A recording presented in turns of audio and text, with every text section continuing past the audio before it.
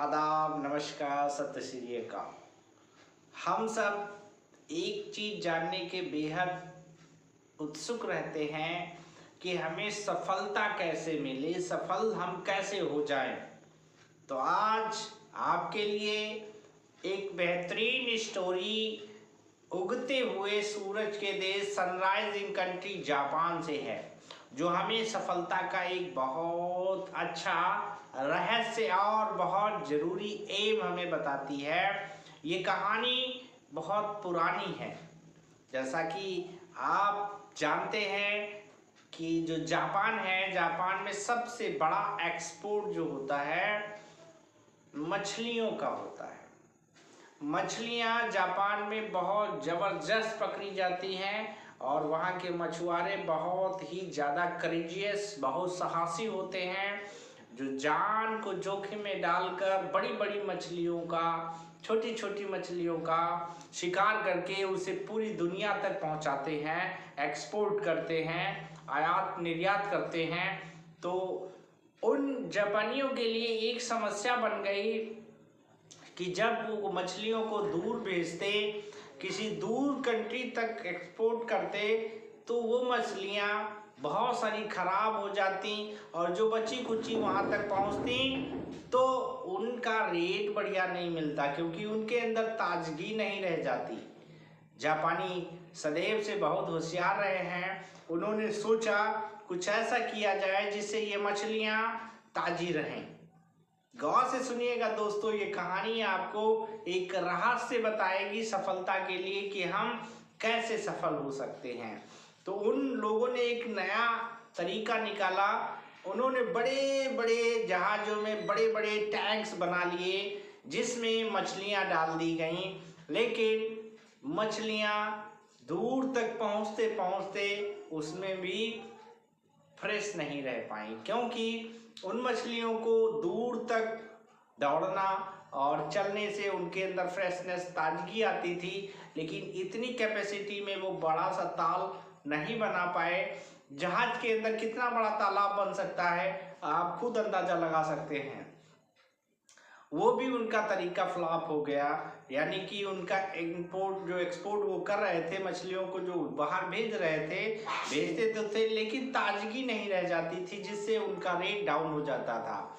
बहुत दिनों तक रिसर्च करने के बाद एक नई तकनीकी उन्होंने ईजाद कर ली और वो तकनीकी आज तक चल रही है और उससे उनका जो मछलियों का व्यापार है वो हमेशा हमेशा के लिए बरकरार है और डेवलप होता जा रहा है।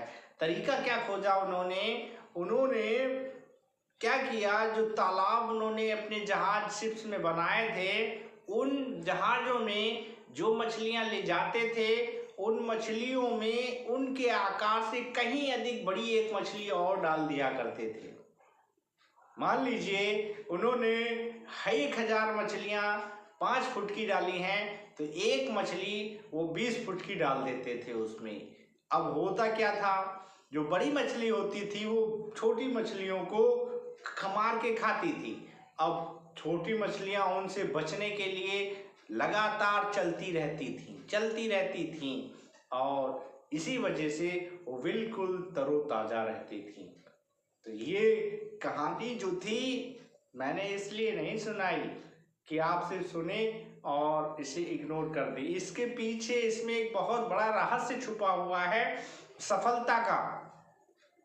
सफलता ये कहानी हमको बताती है कि अगर आप तरोताज़ा रहना चाहते हैं, अग्रसर होना चाहते हैं, जीवन के पथ पे आगे जाना चाहते हैं, तो आपको निरंतर पीछे से भागना पड़ेगा, किसी से डर कर आगे बढ़ना पड़ेगा। यानी आपके पीछे भी कोई ना कोई अथॉरिटी होनी चाहिए, अधिकारी होना चाहिए। मान लीजिए आपके परिवार की ही बात लेकर मैं आगे बढ़ता हूँ।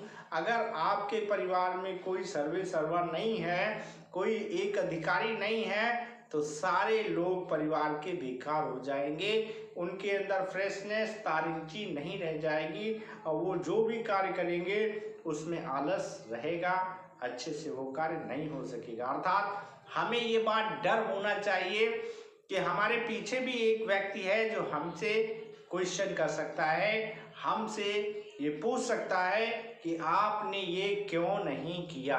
अगर जब तक हमारे पीछे कोई नहीं है तब तक हम अपने कार्य को बेहतरीन से नहीं कर सकते। यही सफलता का रहस्य है मित्रों, दोस्तों, कि हमें जवाबदेही जरूर करनी चाहिए अपने आप से। अगर हम पर किसी का पावर नहीं है, हम बिल्कुल अपने आप के सिकंदर हैं, फिर भी हमें खुद का क्वेश्चन खुद से करना चाहिए कि तुमने ये काम क्यों नहीं किया। अगर आप फ्रेश रहेंगे, माइंडली स्ट्रॉन्ग रहेंगे, तभी आप सफलता पा पाएंगे। दोस्तों, सफलता का बस इतना ही रहस्य है। आई होप आप इसको पूरा देख के होंगे और समझेंगे। Thank you.